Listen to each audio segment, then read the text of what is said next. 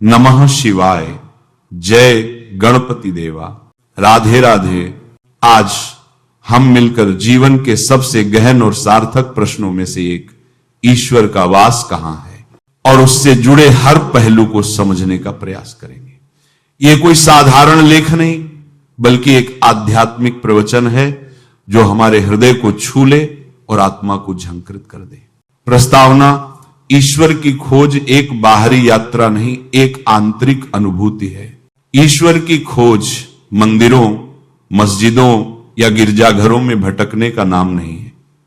यह तो अपने भीतर के उस अनंत आकाश में उतरने का नाम है जहां अनादि और अनंत का निवास है। शास्त्र कहते हैं, संत गाते हैं, और हमारा अपना अनुभव भी यही सिखाता है कि परमात्मा किसी एक सीमा में बंधे हुए नहीं है। वे तो इस सृष्टि के कण कण में विराजमान है। ये वायु का प्रत्येक झोंका उनकी ही सांस है, जल की हर बूंद उनकी ही करुणा है, और अग्नि की हर लौ उनकी ही तेजस्विता है। और सबसे बड़ा चमत्कार, वे हमारे अपने हृदय में, हमारी आत्मा के मूल में विद्यमान हैं। ईश्वर सर्वव्यापक हैं। यह केवल एक सिद्धांत नहीं, एक जीवंत सत्य है। कोई भी स्थान, कोई भी क्षण उनकी उपस्थिति से खाली नहीं। फिर प्रश्न उठता है, यदि ईश्वर हर जगह हैं, तो फिर मूर्ति, पूजा, मंदिर, पूजा पाठ की क्या आवश्यकता? इसका उत्तर हमारे मन की प्रकृति में छिपा है। मनुष्य का मन अत्यंत चंचल है। ये इधर उधर भटकता रहता है। जैसे बिना लगाम के घोड़ा, इस भटकाव को रोकने के लिए एक केंद्र की आवश्यकता होती है। जब हम ईश्वर की एक मूर्ति के रूप में पूजा करते हैं, तो हमारा मन, हमारी चेतना उस एक बिंदु पर केंद्रित हो जाती है। यह मूर्ति एक साधन है, साध्य नहीं। यह नाव है नदी के उस पार के घाट तक पहुंचने के लिए। मूर्ति पूजा प्रतीकों के माध्यम से परम सत्य का साक्षात्कार। मूर्ति पूजा का वास्तविक अर्थ किसी पत्थर या धातु की पूजा करना कदापि नहीं है। यह तो साकार रूप में निराकार परमात्मा का दर्शन करने की एक सुंदर कला है। ये एक भाषा है जो भावनाओं और आध्यात्मिक सत्यों को प्रतीकों के माध्यम से व्यक्त करती है।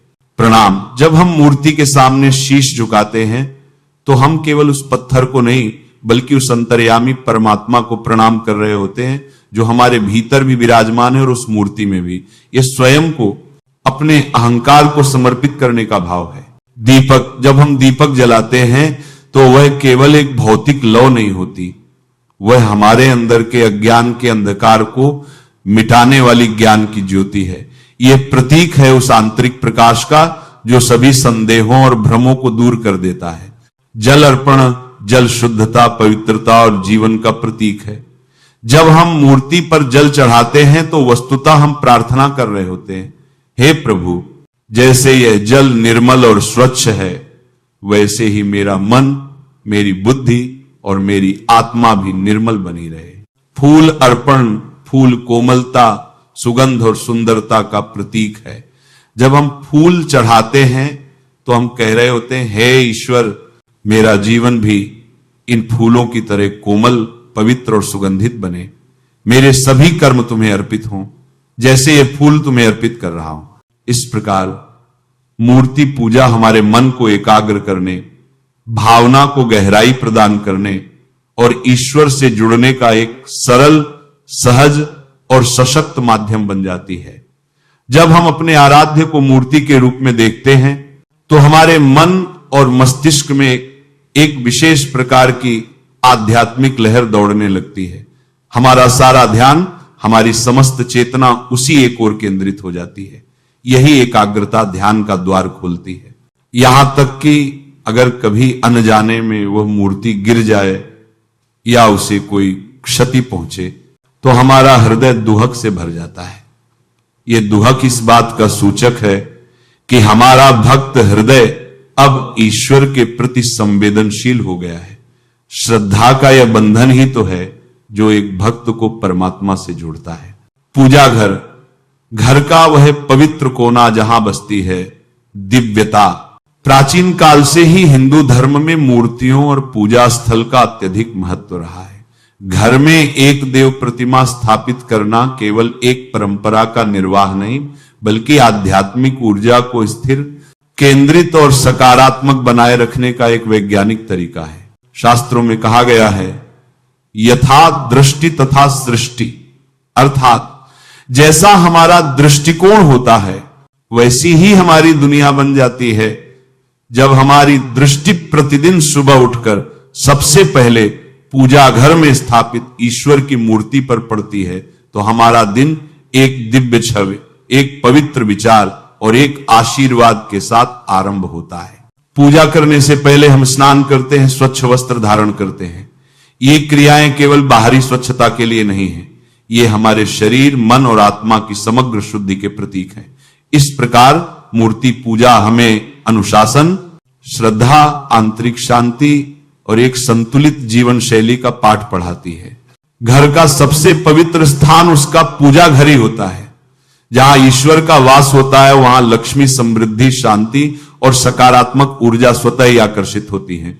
पूजा घर के लिए वास्तु शास्त्रीय दिशा निर्देश, आदर्श स्थान। वास्तु शास्त्र के अनुसार पूजा घर सदैव ईशान कोण उत्तर पूर्व दिशा में होना चाहिए। यह दिशा ज्ञान, प्रकाश और आध्यात्मिक ऊर्जा की दिशा मानी जाती है। इसी दिशा से सूर्य की पहली किरण प्रवेश करती है और यहीं से सकारात्मक ऊर्जा का प्रवाह होता है। वैकल्पिक स्थान, यदि ईशान कोण में पूजा घर बनाना संभव न हो तो पूर्व दिशा भी एक उत्तम विकल्प है। स्वच्छता एवं शुद्धता, पूजा घर सदैव स्वच्छ, सुव्यवस्थित और पवित्र रहना चाहिए। वहां पुराने कपड़े, टूटे बर्तन या चमड़े की कोई वस्तु नहीं रखनी चाहिए, क्योंकि ये नकारात्मक ऊर्जा को आकर्षित करती है। दीपक का महत्व, संध्या के समय जब अंधकार बढ़ने लगता है, पूजा घर में दीपक जलाना एक गहन आध्यात्मिक विज्ञान है। दीपक की लौ हमें यह शिक्षा देती है कि अंधकार चाहे कितना भी गहरा और सघन क्यों न हो, एक छोटी सी ज्योति उसे दूर करने की शक्ति रखती है। प्रतिदिन शाम को दीपक जलाने से घर में सकारात्मक ऊर्जा का संचार होता है और सुख शांति बनी रहती है। ग्रहण काल में सावधानी, सूर्य या चंद्र ग्रहण के समय मंदिर या पूजा घर को एक स्वच्छ सूती वस्त्र से ढक देना चाहिए। ऐसा इसलिए क्योंकि इस समय ब्रह्मांडीय ऊर्जाओं में गहन परिवर्तन हो रहा होता है। ग्रहण समाप्त होने के बाद पूजा घर को शुद्ध जल से धोकर पुनः दीपक जलाना चाहिए। घर में कौन सी मूर्तियां शुभ होती हैं और क्यों? घर में मूर्ति रखना केवल सजावट की वस्तु नहीं है। प्रत्येक मूर्ति एक विशिष्ट प्रकार की ऊर्जा, एक विशेष कंपन बीइंग लिए होती है। यदि उसे सही दिशा, सही स्थान और सही भाव से स्थापित किया जाए तो वह घर में शांति, समृद्धि और सौभाग्य लाने में सहायक होती है। एक, श्री गणेश जी। घर में सबसे पहले गणेश जी की मूर्ति स्थापित करनी चाहिए, क्योंकि वे विघ्नहर्ता हैं। सभी प्रकार की बाधाओं को दूर करने वाले उनकी ऐसी मूर्ति चुननी चाहिए जिसकी सूंड बाईं ओर मुड़ी हुई हो। दाईं ओर सूंड वाली मूर्ति अत्यंत शक्तिशाली मानी जाती है और उसके लिए नियमित निष्ठापूर्वक पूजन आवश्यक है। गणेश जी की मूर्ति को ईशान कोण या पूर्व दिशा में स्थापित करें। 2, मां लक्ष्मी जी। लक्ष्मी जी धन, समृद्धि और सौभाग्य की देवी हैं। उनकी मूर्ति कमल के आसन पर विराजमान और दोनों हाथों से आशीर्वाद की मुद्रा में होनी चाहिए। लक्ष्मी जी की मूर्ति को हमेशा गणेश जी के दाईं ओर रखना चाहिए। उनके सामने घी का दीपक जलाना अत्यंत शुभ माना जाता है। 3, भगवान विष्णु जी की मूर्ति यदि लक्ष्मी नारायण के रूप में हो तो और भी शुभ होता है। यह रूप घर में स्थिरता, सुरक्षा और आर्थिक संतुलन बनाए रखता है। विष्णु जी की मूर्ति के समीप हमेशा जल से भरा एक तांबे का कलश रखना चाहिए। 4, शिवलिंग। घर में एक छोटा शिवलिंग रखा जा सकता है। शिवलिंग की ऊंचाई लगभग अंगूठे के बराबर होना शुभ रहता है। प्रत्येक सोमवार उस पर जल, बेलपत्र और दूध चढ़ाएं। शिवलिंग को कभी भी दक्षिण दिशा की ओर मुख करके नहीं रखना चाहिए। 5, तुलसी माता। तुलसी माता को मूर्ति के रूप में नहीं बल्कि एक पवित्र पौधे के रूप में पूजना सर्वोत्तम है। तुलसी का पौधा घर के उत्तर, पूर्व या ईशान कोण में रखना चाहिए। तुलसी को प्रतिदिन जल अर्पित करना और शाम को दीपक जलाना अत्यंत पुण्यदायी माना गया है। 6. हनुमान जी। हनुमान जी की मूर्ति घर में रखने से नकारात्मक ऊर्जाओं, भय और अदृश्य बाधाओं से सुरक्षा मिलती है। परंतु ध्यान रहे, हनुमान जी की दक्षिणमुखी, दक्षिण की ओर मुख वाली मूर्ति नहीं रखनी चाहिए, क्योंकि इसे उनका उग्र रूप माना जाता है और यह घर के वातावरण के अनुकूल नहीं होती। घर में किन मूर्तियों को नहीं रखना चाहिए? एक, टूटी फूटी मूर्तियां, कभी भी घर में टूटी, दरार वाली अखंडित मूर्तियां नहीं रखनी चाहिए। ये अशुभ और नकारात्मक ऊर्जा का प्रतीक मानी जाती हैं। ऐसी मूर्तियों को किसी पवित्र नदी में विसर्जित कर देना चाहिए या किसी वृक्ष की जड़ में सम्मान पूर्वक रख देना चाहिए। 2, क्रोधित या उग्र रूप, भगवान के उग्र रूप जैसे नृसिंह भगवान या मां काली का क्रोधित स्वरूप घर के शांतिपूर्ण वातावरण के लिए उपयुक्त नहीं होते। ये मूर्तियां मंदिरों में अत्यंत पूजनीय हैं, लेकिन घर में इनकी ऊर्जा अत्यंत प्रबल हो सकती है और पारिवारिक शांति को विचलित कर सकती है। 3, अत्यधिक बड़ी मूर्तियां, बहुत बड़ी मूर्तियां घर के ऊर्जा क्षेत्र को असंतुलित कर सकती हैं। घर में हमेशा मध्यम या छोटे आकार की मूर्तियां ही रखनी चाहिए। 4, एक ही देवता की अनेक मूर्तियां। अक्सर लोग पूजा घर में एक ही देवता की 2-3 मूर्तियां रख देते हैं। शास्त्रों के अनुसार यह उचित नहीं है, क्योंकि इससे पूजा का केंद्र बिखर जाता है। प्रत्येक देवी देवता की एक ही मूर्ति या एक चित्र पर्याप्त है। पूजा की सही विधि, भाव है प्रधान, विधि है सहायक। पूजा केवल एक यांत्रिक विधि विधान नहीं है, ये तो हृदय के भाव का विषय है। फिर भी कुछ नियम ऐसे हैं जो मन को शुद्ध रखते हैं और भक्ति को गहराई प्रदान करते हैं। 1, शुद्धता। पूजा से पहले स्नान करके स्वच्छ सूती वस्त्र धारण करें। मन में यह संकल्प लें, आज मैं जो कुछ भी करूंगा वह सच्चे मन से भगवान के प्रति समर्पण भाव से करूंगा। 2, दीप और धूप। दीपक जलाना अज्ञान के अंधकार को मिटाने का प्रतीक है।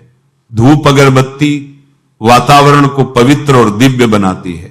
दीपक को भगवान के दाईं ओर और धूप को बाईं ओर रखना चाहिए। 3, जल अर्पण। जल जीवन का आधार है। भगवान को जल अर्पित करने का अर्थ है अपने समस्त जीवन को, अपने अस्तित्व को उनके चरणों में समर्पित कर देना। 4, फूल और फल। फूल हमारे कोमल भावों और पवित्र विचारों के प्रतीक हैं। फल अर्पित करने का तात्पर्य है कि हम अपने कर्मों के सारे फल भगवान को समर्पित कर रहे हैं, उनमें कोई स्वार्थ नहीं है। 5, मंत्र जप। मंत्र जप मन को एकाग्र करने का सबसे सरल और प्रभावशाली उपाय है। नमो भगवते वासुदेवाय, नमः शिवाय या गं गणपतये नमः, इनमें से किसी एक मंत्र का प्रतिदिन 108 बार जप करना चाहिए। पूजा का शुभ समय आज सुबह सूर्योदय से पहले का समय, जिसे ब्रह्म मुहूर्त कहते हैं, सबसे पवित्र माना गया है। इस समय वातावरण में सात्विकता होती है और मन शांत रहता है। शाम सूर्यास्त के बाद दीपक जलाना अनिवार्य माना गया है। यह दीपक घर के चारों ओर एक आध्यात्मिक सुरक्षा कवच का निर्माण करता है। सप्ताह के दिन और उनके विशेष देवता, आज सोमवार भगवान शिव, मंगलवार हनुमान जी, बुधवार गणेश जी, गुरुवार विष्णु जी, लक्ष्मी जी, शुक्रवार मां लक्ष्मी, संतोषी माता, शनिवार शनिदेव हनुमान जी, रविवार सूर्य देव। प्रतिदिन अपने आराध्य देव का ध्यान और पूजन करने से जीवन में अनुशासन, संतुलन और दिव्य कृपा की अनुभूति होती है। भक्ति वह सेतु जो जीव को परमात्मा से मिलाता है। भक्ति कोई दिखावा या आडंबर नहीं है। भक्ति तो वह आंतरिक अग्नि है जो मन के सारे अंधकार को ज्ञान के प्रकाश में परिवर्तित कर देती है। भक्ति वह पुल है जो सीमित जीव और अनंत परमात्मा के बीच की खाई को पाट देता है। जिस प्रकार एक नदी लहरों में खेलती हुई, बहती हुई अथक रूप से समुद्र से मिलने के लिए व्याकुल रहती है, ठीक उसी प्रकार एक सच्चा भक्त हर पल हर क्षण ईश्वर से मिलन के लिए बेचैन रहता है। भक्ति का सार है मन, वचन और कर्म से भगवान के प्रति पूर्ण प्रेम और समर्पण। जब कोई व्यक्ति यह अनुभव कर लेता है कि सब कुछ भगवान है, मैं कुछ नहीं, तब वह सच्ची भक्ति की परिभाषा को साकार करता है। भक्ति के दो प्रमुख रूप बताए गए हैं।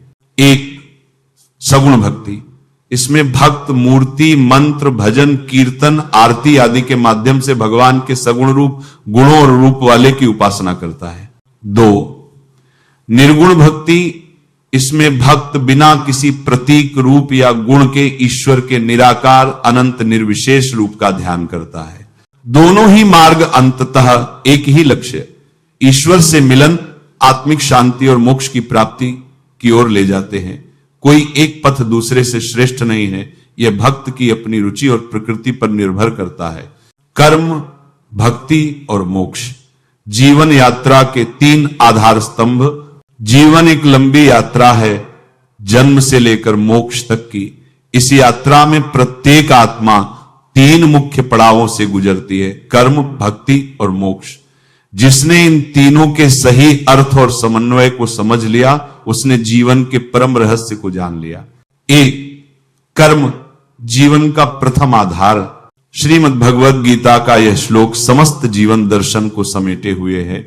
कर्मण्येवाधिकारस्ते मां फलेषु कदाचन जीनो, अर्थात तेरा अधिकार केवल कर्म करने में है, फल में कभी नहीं। कर्म का अर्थ है हमारे द्वारा किए गए समस्त कार्य, बोले गए शब्द और किए गए विचार। प्रत्येक कर्म एक बीज के समान है जो भविष्य में अपना फल अवश्य देता है।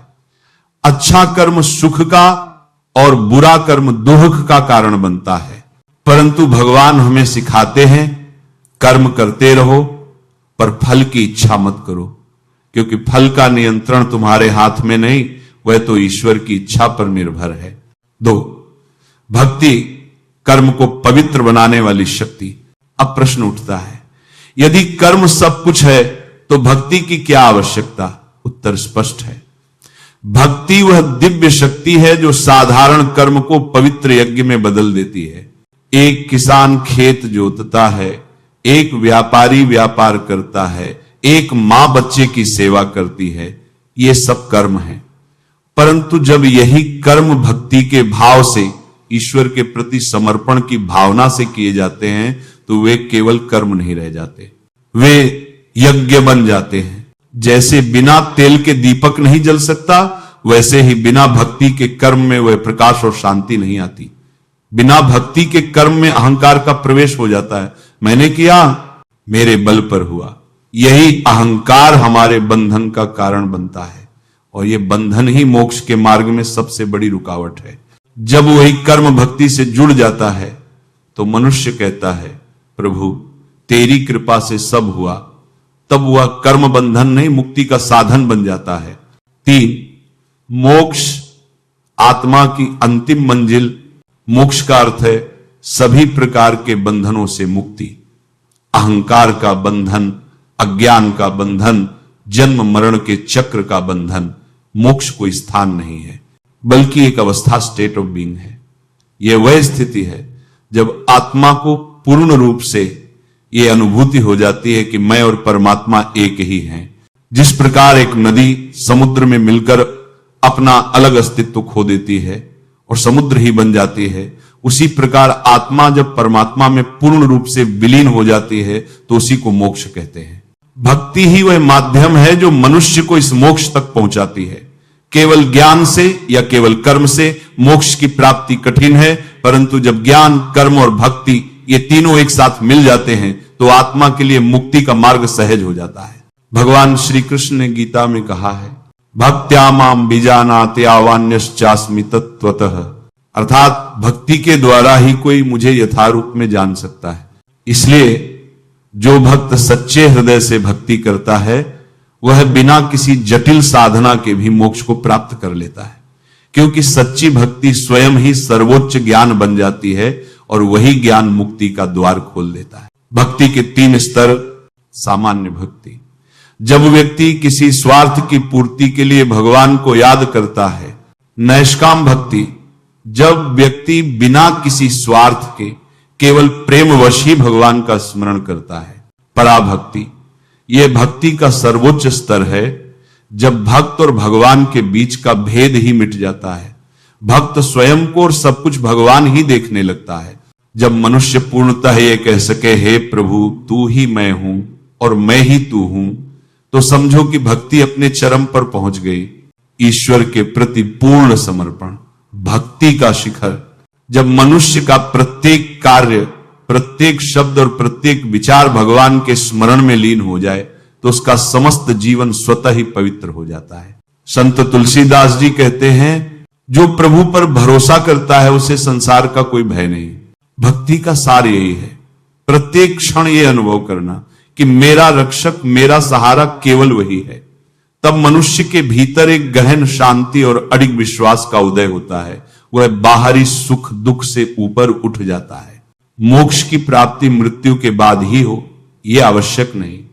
मोक्ष तो इसी जीवन में प्राप्त किया जा सकता है, जब हम जीवित रहते हुए ही मोह, क्रोध, लोभ और अहंकार से मुक्त हो जाएं। जब व्यक्ति का मन पूर्ण शांत हो, वह किसी से द्वेष न रखे और हर परिस्थिति में प्रभु की इच्छा कहकर स्वीकार कर ले, तो समझो वह जीवित रहते हुए ही मुक्त जीवन मुक्त हो गया है। ऐसे व्यक्ति को संसार में रहते हुए भी एक अलौकिक आनंद और शांति का अनुभव होता है। कर्म करो परंतु भक्ति के साथ करो, उसे ईश्वर का अर्पण मानकर करो। सेवा करो परंतु भगवान के भाव से करो, प्रत्येक प्राणी में उसी का दर्शन करके करो। भक्ति करो परंतु पूर्ण समर्पण के साथ करो, बिना किसी मांग के, केवल प्रेम के लिए।